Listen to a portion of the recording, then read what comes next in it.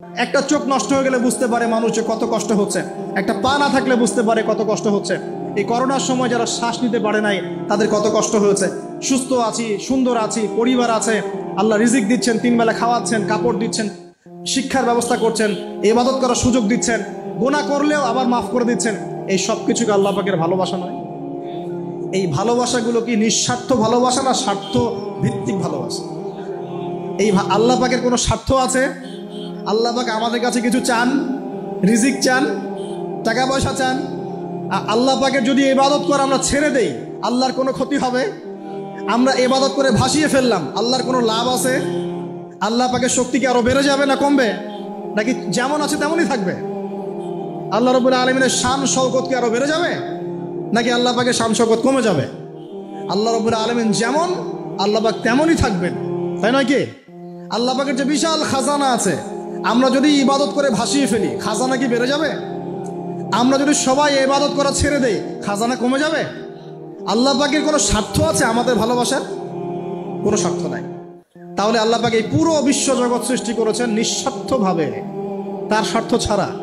এত অসংখ্য নেয়ামতে আমাদেরকে ভর্তি করে রেখেছেন আমাদের স্বার্থে, তার কোনো স্বার্থ নাই। কোনো স্বার্থ আছে? এই পরীক্ষায় পাশ করলে আমরা আবার জান্নাতে যাবো ইনশাল্লাহ। ওই জান্নাতে যাওয়ার পরে কি আমাদের স্বার্থ থাকবে না আল্লাহ পাকের স্বার্থ থাকবে? সুবহানাল্লাহ। এই এতটুকু যদি বুঝতে পারি, আল্লাহ পাক একমাত্র সত্তা যিনি আমাদেরকে প্রকৃত অর্থে ভালোবাসেন। বাকি যত কিছু আছে আমাদের চারপাশে, এই ভালোবাসাগুলোর পিছনে একটা একটা স্বার্থ থাকে। কথা বুঝতে পারছেন না মনে হয়? সন্তানকে অনেক ভালোবাসেন, বুঝলাম, পিতামাতা, কিন্তু এই সন্তান যদি আপনার মনের মতো করে না চলে, একসময় কিন্তু আপনিও সন্তানের উপর রুষ্ট হবেন না? স্ত্রীর জন্য এত কিছু করছেন, দেখবেন কোনো একদিন আপনি করতে পারলেন না, দেখবেন সেদিনই আপনাকে একদম ধুয়ে রেখে দিল একেবারে। এমন হয় কি না? তা আমাদের ভালোবাসাগুলোর পিছনে কোনো স্বার্থ থাকে কি না? আর এই যে জেনা চলছে, এই জেনার মধ্যে মূল স্বার্থটা কি? যৌনতা। মূল স্বার্থ কি? ছেলেও চায় মেয়েকে ভোগ করতে, মেয়েও চায় ছেলেকে ভোগ করতে, এবং বলে না না এটা পবিত্র ভালোবাসা, আমরা বিয়ে করার জন্যই জেনা করেছি, নাউজুবিল্লাহ, তাই না? বলে না, আমরা তো বিয়ে করব, সমস্যা কি? তো ফ্রি মিক্সিং করলে কি সমস্যা? তাহলে বিয়ে যদি করবা, তাহলে মেলামেশা বিয়ের পরেই করো, ব্যাস, নিঃস্বার্থ প্রমাণ হবে।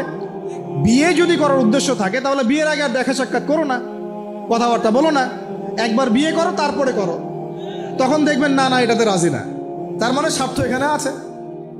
তাহলে নিঃস্বার্থভাবে কে আমাদেরকে ভালোবাসে? অতএব প্রিয় ভাইয়েরা এবং বোনেরা যারা শুনছেন লেকচার, নিঃস্বার্থভাবে যে সত্তা আমাদেরকে ভালোবাসেন, সেই সত্তাকে ভালোবাসতে শিখুন। আল্লাহ পাক তৌফিক দান করুন। এখন আল্লাহ পাক আমাদেরকে কিছু কিছু ক্ষেত্রে ভালোবাসতে বলেছেন, যেমন আল্লাহ পাক তার দ্বীনকে ভালোবাসতে বলেছেন, আল্লাহ পাক তার নবীকে ভালোবাসতে বলেছেন, আল্লাহ পাক আমাদের পিতামাতাকে ভালোবাসতে বলেছেন, আল্লাহ পাক আত্মীয়তার সম্পর্ক রক্ষা করতে বলেছেন, আল্লাহ পাক রক্তের সম্পর্ক বজায় রাখতে বলেছেন, আল্লাহ পাক স্ত্রী সন্তানকেও ভালোবাসতে বলেছেন। আল্লাহ পাক কিন্তু তার রাস্তায় জানমাল ব্যয় করে আল্লাহর পথে দাওয়াত এবং জিহাদ করতে বলেছেন। এখন এগুলো আল্লাহ বলেছেন বলে আমরা করব, আল্লাহ পাক ভালোবাসতে বলেছেন বলে আমি ভালোবাসবো, কিন্তু উদ্দেশ্য হবে আল্লাহর সন্তুষ্টি অর্জন করা। আমি কেন আমার মাকে ভালোবাসি? বিকজ আমার মায়ের পায়ের নিচে আমার জান্নাত, আল্লাহ ভালোবাসতে বলেছেন তাই বাসি। আমি কেন বাবাকে ভালোবাসি? আল্লাহ ভালোবাসতে বলেছেন তাই ভালোবাসি। আমি কেন আমার স্ত্রীকে ভালোবাসবো? কারণ আল্লাহ পাক ভালোবাসতে বলেছেন তাই বাসি। আমি কেন আমার সন্তানকে ভালোবাসবো? আল্লাহ পাক বলেছেন নেককার সন্তান আমার জন্য ওসিলা হবে, এই জন্য ভালোবাসবো। আল্লাহ পাক আমাকে বলেছেন নবীকে ভালোবাসতে, আমি নবীকে ভালোবাসবো। আল্লাহ পাক যে বিষয়গুলোকে ভালোবাসতে বলেছেন আমরা অবশ্যই ভালোবাসবো চান, কিন্তু আল্লাহ পাককে আমাকে হারাম এই 14ই ফেব্রুয়ারির এই ভ্যালেন্টাইন্স ডেকে ভালোবাসতে বলেছেন? আল্লাহ পাক ইহুদি খ্রিস্টানদের সংস্কৃতিকে ভালোবাসতে বলেছেন? আল্লাহ পাকে জেনা করতে বলেছেন? এই ফ্রি মিক্সিং করতে বলেছেন? আল্লাহ পাক পতিতালয়ে রাত কাটাতে বলেছে? গার্লফ্রেন্ডকে ফুল দিতে বলেছে? আল্লাহ রাব্বুল আলামিন কি বলেছে বিয়ের আগে শারীরিক সম্পর্ক করো? আল্লাহ পাক বলেছে যে আজকে সকালে সম্পর্ক করো, কালকে ব্রেকআপ, তারপর আরেকটা মেয়ের সাথে, তারপর আরেকটা ছেলের সাথে? আল্লাহ পাক ফোনে এসব প্রেম করতে বলেছে? আল্লাহ পাক এগুলো হারাম করেছেন, বাস আমি করবো না, সিম্পল। নিজের প্রবৃত্তি অনেক কিছু চাইবে, নিজের প্রবৃত্তিকে আল্লাহর সামনে আত্মসমর্পণ করার নাম হচ্ছে ইসলাম। মন যা চায় তা করা যাবে না, কেন? কারণ আমি কারাগারের জীবনে বসে আছি, কারাগারের মধ্যে মন যা চায় তাই করা যাবে। এই কাজগুলো কখন করব? আমি বিয়ে শাদী করার পরে করব। বিয়ে শাদী করবেন, আপনি স্ত্রীকে নিয়ে ঘোরেন, স্ত্রীকে নিয়ে আল্লাহর সৃষ্টি দেখেন, স্ত্রীকে নিয়ে আপনি বাইকে ঘোরেন, রিক্সায় ঘোরেন, চটপটি খান, ফুচকা খান, আইসক্রিম খান, কোনো সমস্যা নাই। এবার তো যুবকরা বলবো যে ভাই বিয়ে শাদী তো দেয় না, কি করব। আমি পরামর্শ দিচ্ছি বড় ভাই হিসেবে, প্রথমে হালাল রিজিকের সোর্স করতে হবে। রিজিকের সোর্স না করে বিয়ে করা যাবে না, আত্মসম্মান থাকবে না। তাহলে পুরুষ মানুষের আত্মসম্মান কখন চলে যায়? যখন হাত পাততে হয় তখন। যখন আপনি রিজিকের সোর্স তৈরি করেছেন, আপনি স্বাবলম্বী, আপনি মাশাআল্লাহ মাসে 10, 20, 30 হাজার টাকা আর্ন করেন বা 1 লাখ 2 লাখ টাকা আর্ন করেন, আলহামদুলিল্লাহ, কারো কাছে হাত পাততে হয় না, সবাই দেখবেন আপনাকে সম্মান দিবে। যখন আপনার অন্যের কাছে হাত পাততে হবে তখন দেখবেন স্ত্রীও সম্মান করছে না। তো এই জন্য ডিগনিটি আগে, ডিগনিটি ফার্স্ট। আপনার ডিগনিটি অর্জন করতে হলে একটা হালাল উপার্জনের সোর্স লাগবে, এক। তারপরে পিতামাতাকে বোঝানোর চেষ্টা করবেন। যদি কাউকে পছন্দ করেও থাকেন না দেখেই বা শুনে যে হ্যাঁ ওখানে একজন দিনদার মেয়ে ইত্যাদি, তাহলে পারিবারিকভাবে বিয়ের প্রস্তাব পাঠাবেন, নিজে পণ্ডিতি করতে যাবেন না, পারিবারিকভাবে পাঠাবেন।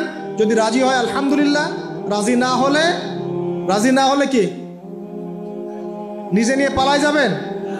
এই কাজ করতে যাবেন না। ইস্তেখারা করবেন। কি করবেন? ইস্তেখারা। 2 রাকাত নফল নামাজ পড়ে আল্লাহর কাছে দোয়া করবেন। হিসনুল মুসলিম বইটা কিনবেন, ওখানে দেখবেন ইস্তেখারার দোয়া আছে। ইস্তেখারা মানে হচ্ছে আল্লাহর সাথে পরামর্শ করা।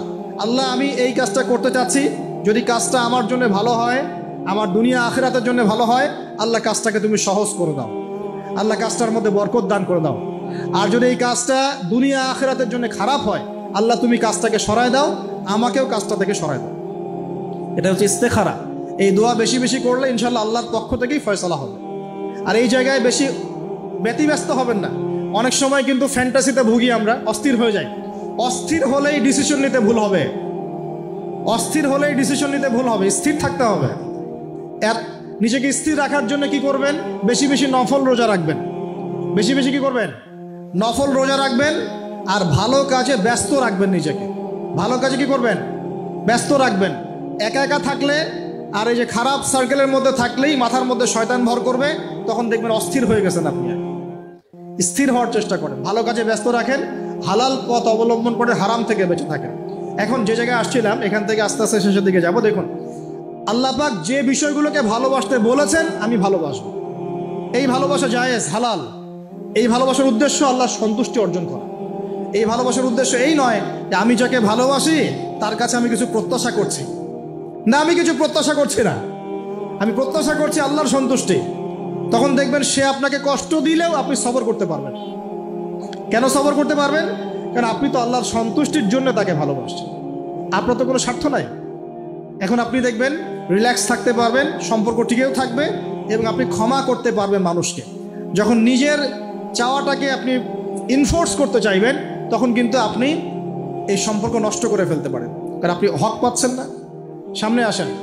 এবার আমরা কি ওয়াদা করতে পারি যুবক ভাইরা যে ইনশাআল্লাহ তাআলা আমরা হারাম পথে যাব না, হালাল পথে থাকবো? পশ্চিমাদের এই মদতপৃষ্ঠ এই সো কল্ড ভালোবাসা দিবসের এই স্রোতে আমরা গা ভাসাবো না। আমরা কি ওয়াদা করতে পারি? আমরা কি ওয়াদা করতে পারি যে ইনশাআল্লাহ আমরা হালালভাবে বিয়ে শাদী করবো, কোনো হারামে যাব না ইনশাআল্লাহ? এই সমাজ থেকে জেনা বন্ধ করতে হবে, এই সমাজ থেকে ফ্রি মিক্সিং বন্ধ করতে হবে, এই সমাজ থেকে সমস্ত পতিতালয়কে বন্ধ করতে হবে। বন্ধ করে আমরা সামাজিক উদ্যোগ নিয়ে প্রয়োজনে আমাদের পলিটিক্যাল পাওয়ারকে কাজে লাগিয়ে সমস্ত পতিতালয়গুলো বন্ধ করে ওই মেয়েদের রিজিকের জন্যে আমরা বিকল্প ব্যবস্থা করবো ইনশাআল্লাহ। আমরা টাকা পয়সা একত্রিত করে তাদের জন্য কর্মসংস্থান করতে পারি না? এইগুলো কাজ করে নারীর অধিকার প্রতিষ্ঠা করা যায় না? নাকি রাস্তাঘাটে গাড়ির স্লোগান দিয়ে প্রতিষ্ঠা করা যাবে? সমস্ত যে নোংরা জায়গাগুলো আছে এগুলো বন্ধ করে ওই মেয়েরা কিন্তু কারো মা, ওরা দেখবেন কারো বোন, কারো স্ত্রী বা কারো সহধর্মিনী কিছু একটা হবেন। তারাও কিন্তু মানুষ, তারাও মানুষ, হয়তো অন্ধকার জগতে হারিয়ে গেছে, দালালের খপ্পলে পড়েছে বা পেটের দায়ে পড়ে কাজ করছে। যদি আমরা তাদের জন্য বিকল্প ব্যবস্থা করে দিতে পারি, আল্লাহ পাক আমাদেরকে তৌফিক দান করুন, তাদের জন্য কর্মসংস্থানের ব্যবস্থা করতে পারি, একটা মেয়েও এই হারাম পথে যাবে না ইনশাআল্লাহ। আমরা কি এভাবে নারীর অধিকার প্রতিষ্ঠা করতে পারি না? আমরা কি এতিম মেয়েদের দায়িত্ব নিয়ে করতে পারি না? আমরা কি সমাজের বিধবা মেয়েদেরকে বিয়ে করতে পারি না? তালাকপ্রাপ্ত মেয়েদের দায়িত্ব নিতে পারি না? মেয়েদের অধিকার নিয়ে অনেক কথা বলা হয়, কিন্তু এই কথাগুলো থাকে খালি বুলি। বাস্তবতা নাই। বাস্তবে কয়জন ছেলে এতিম একটা মেয়েকে বিয়ে করে দেখিয়েছে? কয়জন ছেলে একটা বিধবা মেয়েকে বিয়ে করার সাহস করেছে? কয়জন ছেলে একটা তালাকপ্রাপ্ত একটা মেয়েকে বিয়ে করে দেখিয়েছে হ্যাঁ আমি তার দায়িত্ব নিলাম? কয়জন করেছে এগুলো? শুধু এসব বলি আওড়ালে হবে না, আমাদেরকে কাজ করে দেখাতে হবে। আল্লাহ পাক তৌফিক দান করুন।